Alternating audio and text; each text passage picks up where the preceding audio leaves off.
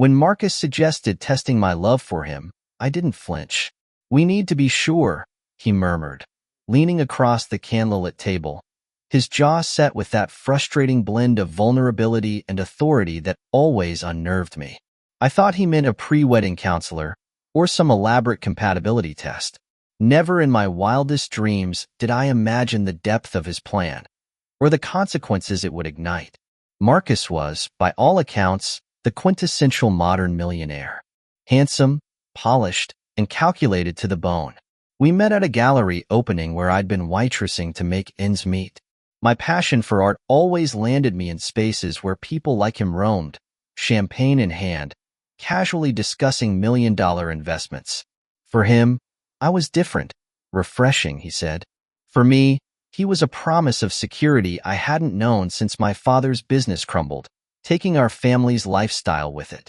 When he proposed 6 months later on the balcony of a Santorini villa, I said yes without hesitation. But 3 weeks before the wedding, Marcus turned our dream into a nightmare. "I've lost everything," he announced one evening, pacing in front of the roaring fireplace of his penthouse apartment.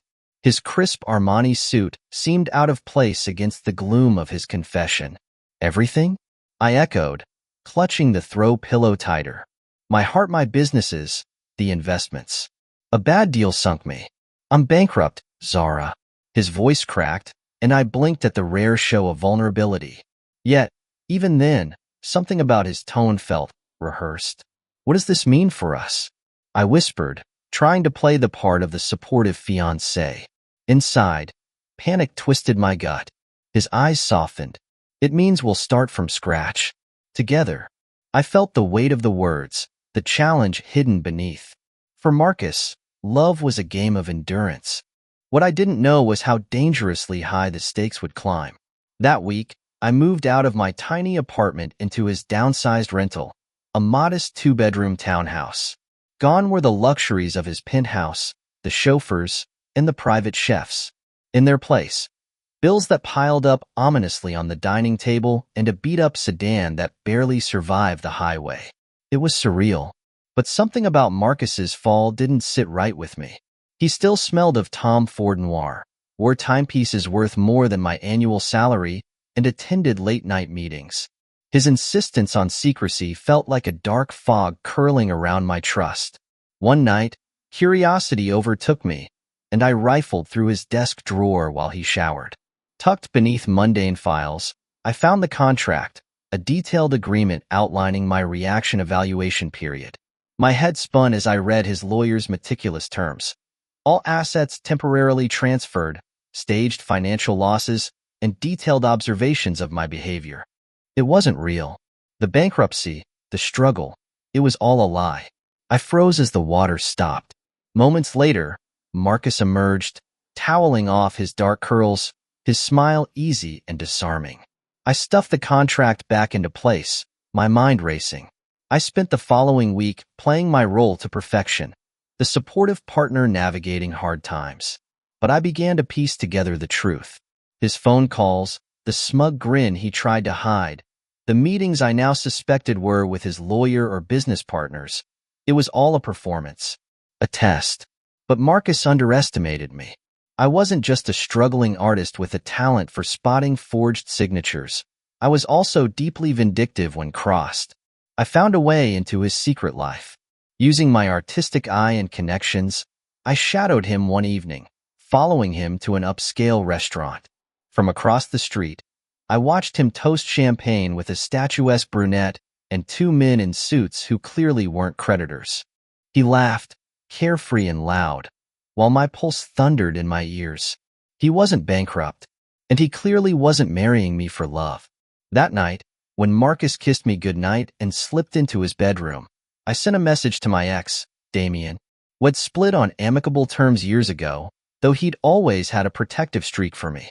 Within minutes, he responded, offering help with anything I needed. I told him I needed someone discreet, resourceful, and skilled at unraveling webs of deceit. The next morning, I began my own game. Marcus was playing me? Fine. But he had no idea just how good I was at playing back. As I returned from a staged job interview later that day, Marcus greeted me with an uncharacteristically warm hug. "You're amazing," he whispered. "I don't deserve you." He didn't know how right he was. Cliffhanger ending for part 1. 3 nights later, I slipped into Marcus's office while he was on a call, intending to scan more of his hidden documents. But instead, I found an open email thread on his computer that froze me in my tracks. The subject line? Wedding clause, prenup update. The body of the email detailed an alarming clause that would transfer significant control of his holdings to his spouse upon marriage and retract it instantly upon annulment. What the hell was Marcus planning? Part 2. The subject line haunted me. Wedding clause, prenup update. I scanned the email. The words blurred in front of me, but their meaning hit hard. If Marcus married me under the guise of bankruptcy, I'd unknowingly gain partial control of his remaining fortune, but just long enough for him to annul the marriage and reclaim it all. It wasn't just a test of my love. It was a twisted scheme. That night, I couldn't sleep. My thoughts spiraled, weaving dark tales of betrayal and humiliation. But my anger wasn't just for Marcus. It was for myself. How had I been so blind? How had I allowed this man to waltz into my life, strip me of trust, and play me like a puppet? And then there was Damien. His text earlier had been simple. "If you're ready to make a move, let me know." I stared at my phone, fingers hovering over the keys. I had no idea what I was diving into, but it was better than waiting around for Marcus to spring his trap. The following afternoon, Damien arrived unannounced. He leaned casually against the doorway of the townhouse, a sly grin playing on his lips. His tailored jacket and polished boots clashed against the peeling paint of the front steps. "Miss me?" he asked, his hazel eyes glinting with mischief. "Damien," I hissed, pulling him inside. "Are you crazy? Marcus could be back any minute." "I work fast," he said with a wink, brushing past me.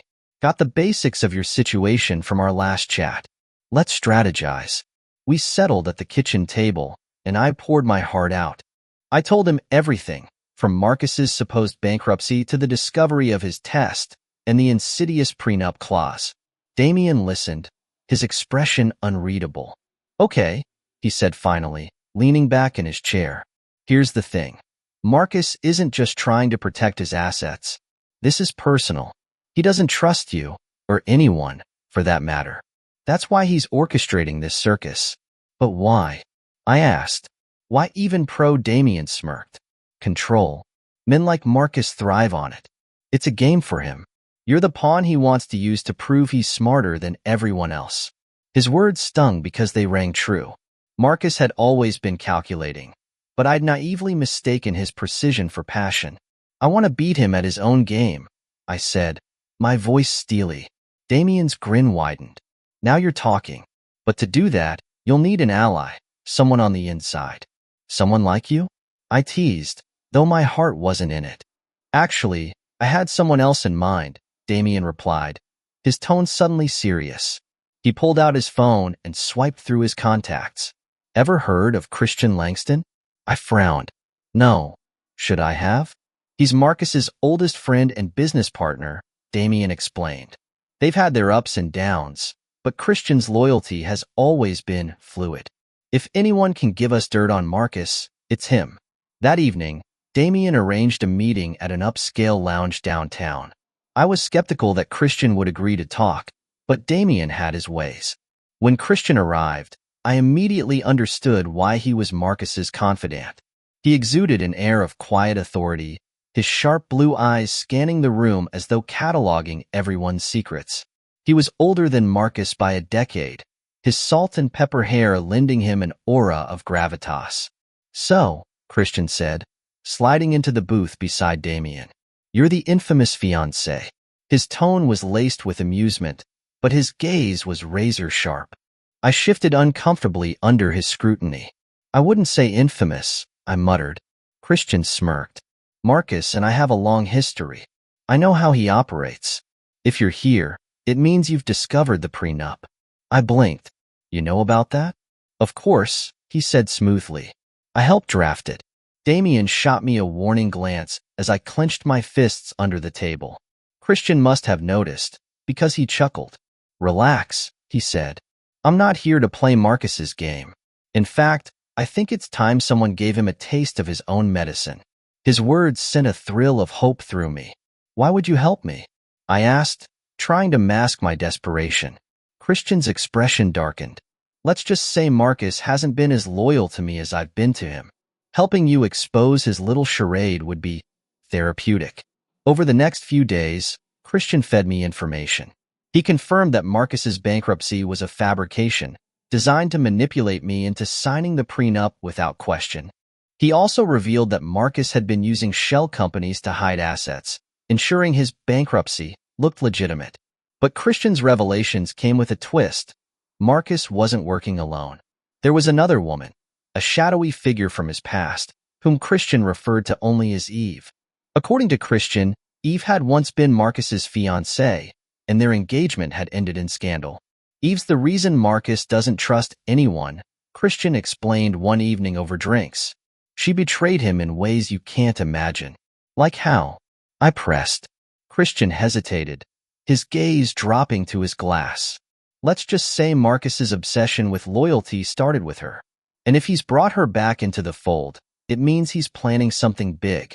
Cliffhanger ending for part 2.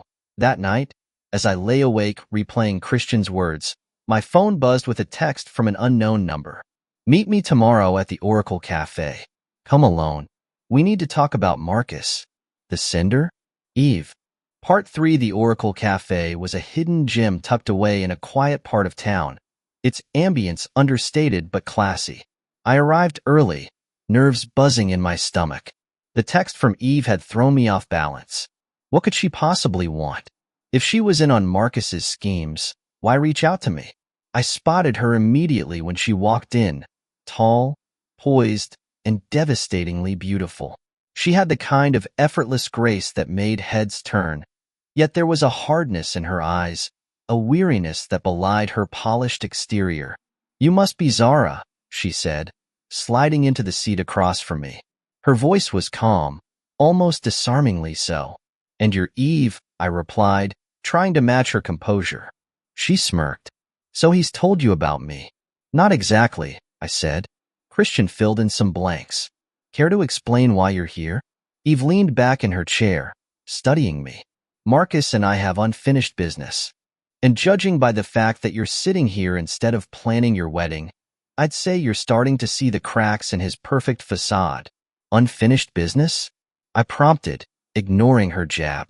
She sighed, her fingers tracing the rim of her coffee cup. Marcus and I were engaged once. Years ago. We were inseparable, or so I thought. But Marcus is a man who values control above all else. When he thought I betrayed him, he didn't just end things. He destroyed me. Her words sent a chill down my spine. Destroyed you, how? Eve's expression darkened.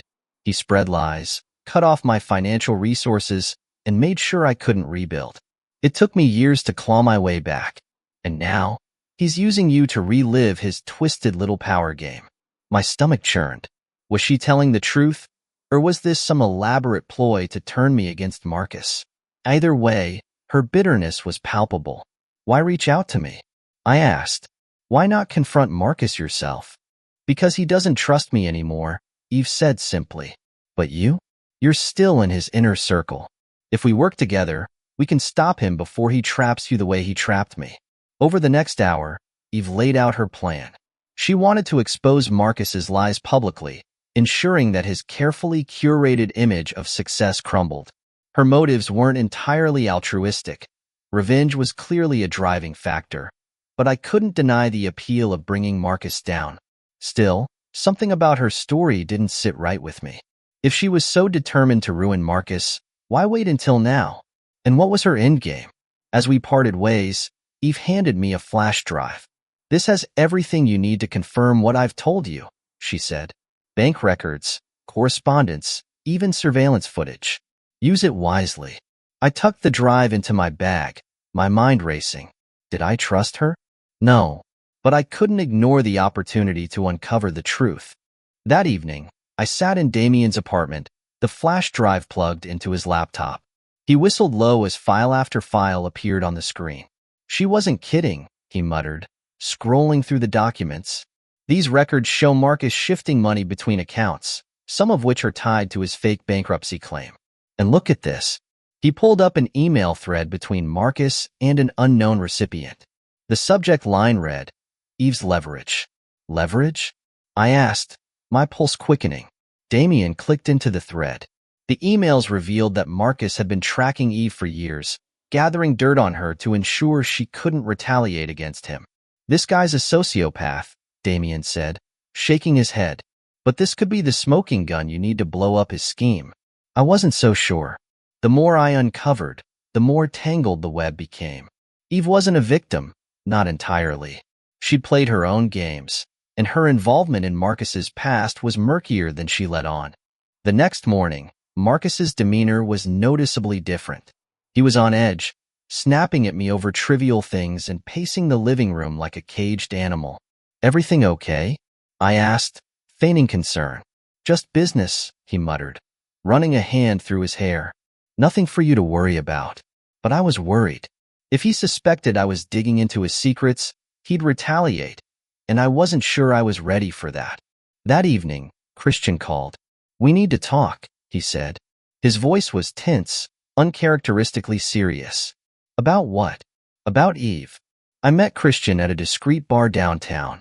He looked even more on edge than Marcus, his usually confident demeanor replaced by a nervous energy. "You shouldn't trust Eve," he said bluntly as soon as I sat down. "Why not?" I asked, though I already had my suspicions. "She's not just out to get Marcus," Christian said. "She's out to destroy anyone in her way, including you. Whatever she's told you, take it with a grain of salt. She's manipulative, and she's playing her own game." "Why are you telling me this now?" I demanded. Christian hesitated, his jaw tightening. "Because Marcus isn't the only one with skeletons in his closet. Eve's holding something over my head too. If she takes him down, I'm collateral damage." Cliffhanger ending for part 3. As I left the bar, my phone buzzed with another text from Eve. "I know you met with Christian. He's not telling you everything. Be careful who you trust, Zara." I froze, my pulse hammering. How had she known? Was she following me? Watching me? Suddenly, a dark sedan pulled up beside me, its tinted window rolling down. Marcus's voice drifted out, cold and sharp. "Get in the car, Zara. We need to talk." Part 4. I hesitated, standing on the sidewalk as the dark sedan idled beside me. Marcus's gaze bore into me from the driver's seat. His voice was calm, but there was a storm behind it. "Zara," he repeated, slower this time. "Get in the car." I glanced around, my mind racing for an escape, but the street was deserted. My gut screamed at me not to trust him, but curiosity won out. If Marcus wanted a confrontation, I needed to see where it would lead. Sliding into the passenger seat, I fastened my seatbelt without a word. Marcus drove in silence, the tension thick enough to choke on.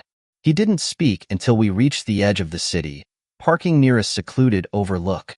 He cut the engine and turned to me, his expression unreadable. "Why were you with Christian?" he asked. I kept my face neutral. "He reached out to me. He seemed concerned about you." Marcus laughed, a cold, humorless sound. "Concerned? Christian only cares about himself. Whatever he told you, it's a lie." "And Eve?" I countered. Should I believe her instead? His jaw tightened. "What did she say to you?" "Enough," I said, crossing my arms. "Enough to make me question everything about you, Marcus." He exhaled sharply, running a hand through his hair. For a moment, he looked vulnerable, a crack in his usual armor. But then his expression hardened again. "Zara, you don't understand the kind of people you're dealing with.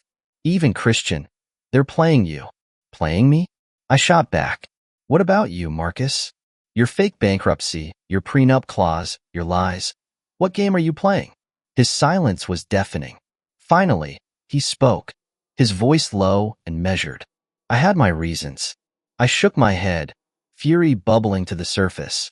Reasons? To manipulate me? To trap me in some twisted test? I deserve the truth, Marcus. He leaned back, his gaze piercing. Fine. You want the truth? Here it is. Eve didn't just betray me. She betrayed Christian too. The two of them were working together to siphon money from my companies. When I found out, I cut her off, but Christian begged me to let him stay. He swore he was loyal, and like a fool, I believed him. I blinked, processing his words. And now? What's changed? Christian's been trying to undermine me for years, Marcus said. And Eve. She's back because she wants revenge. She's using you as a pawn in her game. His words rattled me, but something still didn't add up. If Marcus was so sure of their betrayal, why hadn't he acted sooner? And why involve me in this convoluted scheme? Back at the townhouse, I locked myself in the bathroom and texted Damien. Marcus knows I've been meeting Christian. We need to regroup. His reply was instant. Come to my place tomorrow. Bring the flash drive. The rest of the night was a blur.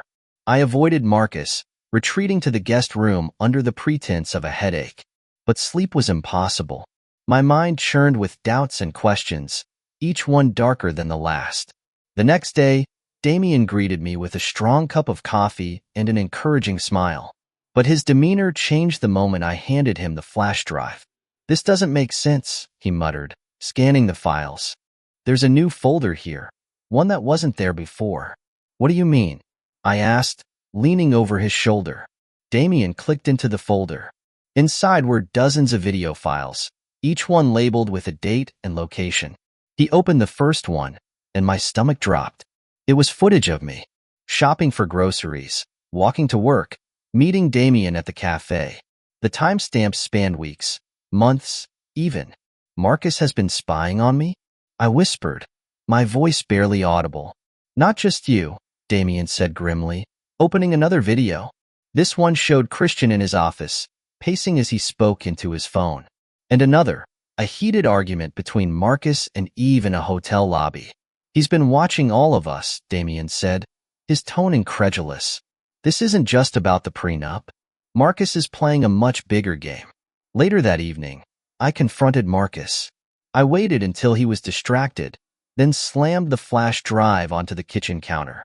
Care to explain this? I demanded. His eyes flicked to the drive, his expression unreadable. Where did you get that? Eve, I said, crossing my arms. She gave me everything. The emails, the surveillance footage, everything, Marcus. He didn't deny it. Instead, he leaned back against the counter, a small, almost amused smile tugging at his lips. You're smarter than I gave you credit for, he said finally. I underestimated you. Is that supposed to be a compliment? I snapped. You've been spying on me, on Christian, on Eve. Why? Because trust is a liability, he said simply. People lie, Zara. They cheat. They manipulate. I needed to know where everyone stood before I made my move. And what move is that? I asked, my voice shaking. He stepped closer, his gaze intense. To protect what's mine. Cliffhanger ending for part 4. Before I could respond, Marcus's phone buzzed on the counter. He glanced at the screen, his jaw tightening. It's Christian, he said. He's coming here. Tonight. The tension in the room was electric. Why? I asked, my voice barely a whisper. Marcus's smile was cold, calculated. Because he thinks I don't know about his deal with Eve. But tonight, we're settling everything. As the weight of his words sank in, a knock echoed through the townhouse. Christian was already here. Part 5. The knock reverberated through the house, sharp and deliberate. Marcus's expression was unreadable as he moved toward the door, but I caught the faintest flicker of tension in his jaw. Stay here, he said, his tone leaving no room for argument. But there was no way I was staying out of this. As Marcus opened the door to reveal Christian standing there, I lingered in the shadows of the hallway, my pulse racing. Christian stepped inside, his usual confident swagger replaced by a wariness I hadn't seen before. Marcus, he said with a nod. His gaze flicked around the room. We need to talk. Privately. Marcus gestured toward the living room. By all means. From my vantage point in the hallway, I strained to catch their conversation. Their voices were low at first, but as the tension between them escalated, so did their volume. You're playing a dangerous game, Christian said, his tone sharp. Eve's not someone you can outmaneuver. Marcus's laugh was cold. Eve's been a pawn from the start. The real question is, how deep are you in with her? Christian stiffened. I'm not the one spying on everyone, Marcus. You've been pulling strings, manipulating people like chess pieces. Zara, Eve, even me. But you're running out of moves. At the mention of my name, I stepped forward, no longer willing to stay hidden. What's going on? I demanded, stepping into the living room. Both men turned to me, their expressions a mix of surprise and annoyance. Zara, this doesn't concern you, Marcus said, his tone curt. The hell it doesn't, I shot back. I'm done being kept in the dark. You two want to play games? Fine, but I'm not a piece on your board. Christian smirked, clearly enjoying Marcus's discomfort. Looks like she's catching on, Marcus. Maybe you should tell her the truth. Marcus's gaze hardened. Enough, Christian. No, I interrupted, my voice firm. I want answers. All of them. Now. Christian took a step closer, his eyes locking onto mine. Marcus isn't just testing your love, Zara. This whole bankruptcy stunt? It's part of a much bigger scheme. He wanted to see if you were loyal enough to handle what comes next. What comes next? I echoed, glancing between them. Christian's smirk turned venomous. Control. Marcus has been positioning himself to take over a rival company, one that just so happens to be owned by Eve's family. If he marries you and gets your loyalty locked in, he'll use you to manipulate Eve and her father. You were never the target, Zara. You were the weapon. The room spun. I turned to Marcus, searching for any sign of denial, but he remained silent, his expression impassive. Is that true? I whispered, my voice trembling. He met my gaze, and for the first time, I saw a flicker of regret.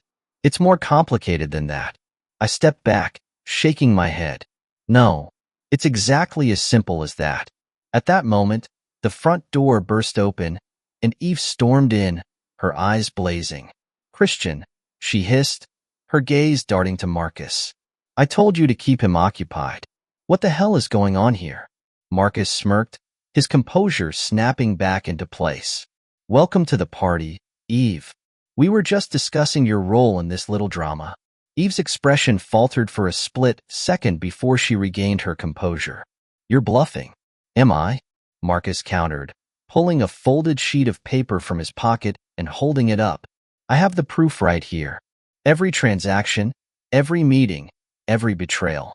You and Christian thought you could outsmart me, but you underestimated how far ahead I play. Christian lunged forward, snatching the paper from Marcus's hand. His eyes scanned it, his face growing pale. This doesn't change anything, he said, though his voice lacked conviction. Eve's eyes narrowed. What do you want, Marcus? He leaned back, his smile predatory. Simple. Walk away. From everything. Leave me, Zara, and my business alone, and I won't release this to the press. Or the authorities.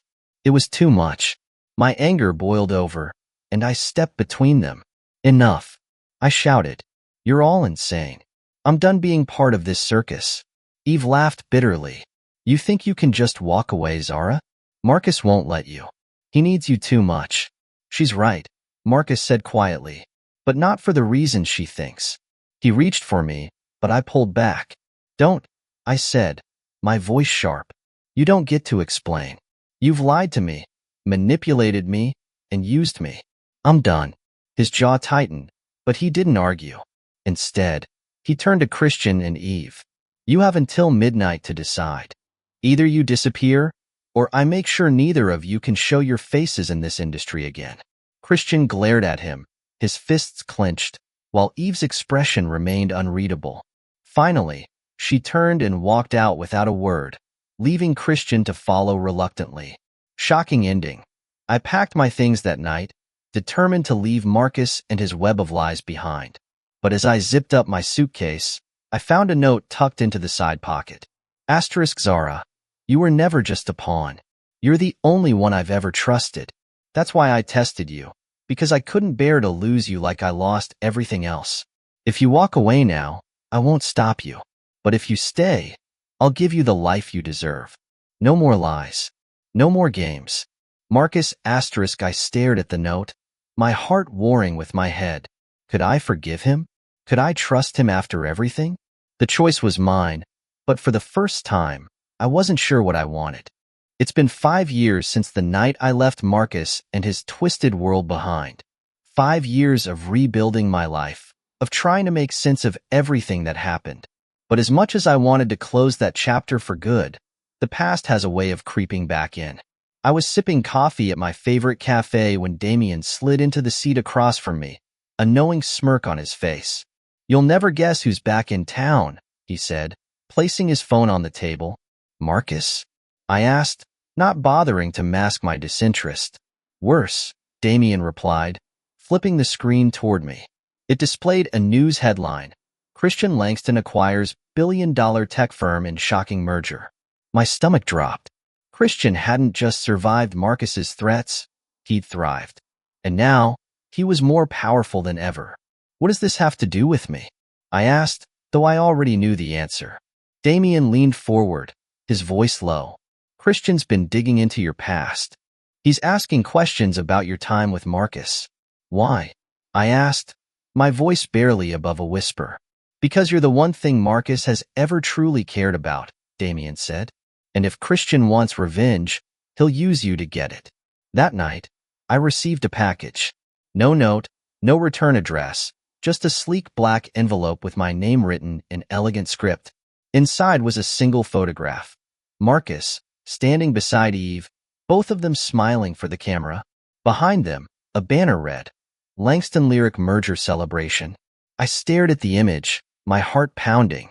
What was Eve doing with Christian? Had they reconciled? Teamed up? And where did Marcus fit into all of this? The photo was a warning, or an invitation. Either way, I needed answers. The next day, I confronted Marcus at his new office. He looked different, older, perhaps a little weary, but his presence was as commanding as ever. "Zara," he said, his voice soft. "I wasn't sure if I'd ever see you again."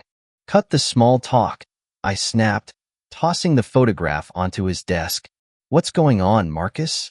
He studied the photo for a long moment before sighing. "It's complicated." "Uncomplicated," I demanded. Marcus leaned back in his chair, his gaze meeting mine. "Eve and Christian are working together again. They've merged their companies, but it's not just about business. They're targeting me." "Why?" I asked, though I wasn't sure I wanted the answer. "Because I still hold the patents to a key piece of technology Christian needs to solidify the merger," Marcus explained. "And because Eve has never forgiven me for what happened between us." "And me?" I asked, my voice trembling. "Where do I fit into all of this?" Marcus's expression softened. "You're the wild card, Zara. The one person neither of them can predict. That's why they're trying to pull you into their game." Over the next few weeks, the pieces began to fall into place. Eve and Christian weren't just targeting Marcus. They were using their newfound power to reshape the industry, crushing smaller competitors and consolidating their hold on the market. But their alliance wasn't as solid as it seemed. Whispers of tension and betrayal began to circulate, and it wasn't long before Damien uncovered the truth. Christian had been siphoning funds from the merger to fuel his own side projects, leaving Eve in the dark. When I confronted her, she didn't deny it. "Christian's playing his own game," she admitted, her tone bitter. "But I won't let him win." "Why tell me this?" I asked, skeptical of her motives. "Because you have something I don't," she said. "Marcus's trust. If we work together, we can bring Christian down." The final showdown. The confrontation happened at a glitzy charity gala, where all three players, Marcus, Eve, and Christian, were present. With Damien's help, I'd orchestrated a plan to expose Christian's embezzlement, using documents Eve had secretly provided. As the lights dimmed for the evening's main event, a series of damning emails and financial records flashed across the massive screen. Gasps filled the room as Christian's betrayal was laid bare for all to see. He stormed out, his carefully crafted empire crumbling behind him. Eve followed shortly after, her expression unreadable. But as she passed me, she paused, leaning in to whisper, "You're smarter than I gave you credit for. Don't waste it on Marcus." Where are they now? Christian Langston. Disgraced and facing multiple lawsuits, Christian fled the public eye, his reputation in ruins. Rumors suggest he's hiding out in Europe, plotting his next move. Eve Morgan.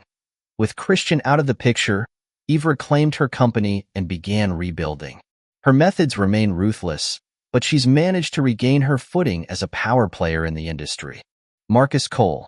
He's still Marcus, calculated, ambitious, and impossible to fully trust. Despite everything, he reached out to me again, offering a partnership I haven't yet decided to accept. And me? I'm finally free of their games, carving out my own path. But if there's one thing I've learned, it's that the past has a way of finding you. The question is, when it does, will you be ready? Would you like to explore what happens if Zara accepts Marcus's offer?